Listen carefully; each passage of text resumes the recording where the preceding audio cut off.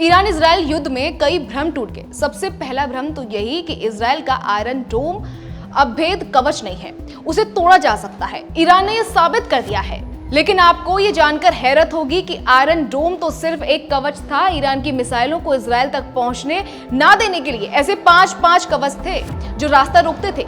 लेकिन इन 5 चक्रव्यूह को ईरान की मिसाइलों से छका दिया, तोड़ दिया और फिर इजराइल में बर्बादी फैला दी। आज इस रिपोर्ट में हम आपको एक एक कर उन सारे चक्रव्यूह और कवच के बारे में बताएंगे। नमस्कार, मैं खुशी चौधरी और आप देख रहे हैं एबीपी लाइव। युद्ध के दौरान जैसे ही ईरान की सेना बैलिस्टिक मिसाइल का निशाना इजराइल की तरफ मोड़कर उसे लॉन्च करती थी, वैसे ही एक नहीं बल्कि 5 एयर डिफेंस सिस्टम उस मिसाइल को इजराइल पहुंचने से रोकने की कोशिश करने लगते थे।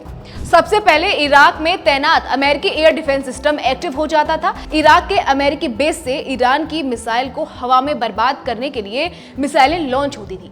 लेकिन अगर ईरानी मिसाइलों को यहां रोका नहीं जा सका तो फारस की खाड़ी में तैनात अमेरिकी वॉरशिप का एयर डिफेंस सिस्टम इसे इंटरसेप्ट करने की कोशिश करता था। अगर मिसाइलें फिर भी बच गई तो जॉर्डन के एयर स्पेस में तीसरी बार मिसाइलों को हवा में भेजने के लिए एयर डिफेंस सिस्टम एक्टिव होता है।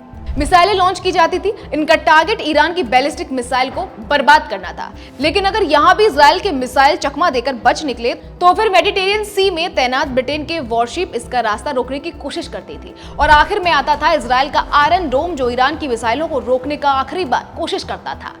आपको बता दें कि ईरान ने 400 बैलिस्टिक मिसाइलें और ड्रोन दागे, जिससे इजराइल में 24 मौतें, 804 घायल और 18,766 अलग अलग तरह के नुकसान के दावे हुए। बताया जा रहा है कि सिर्फ 100 मिसाइलें टारगेट तक पहुंच सकी, यानी 75% ईरानी मिसाइलों को हवा में ही नष्ट कर दिया गया।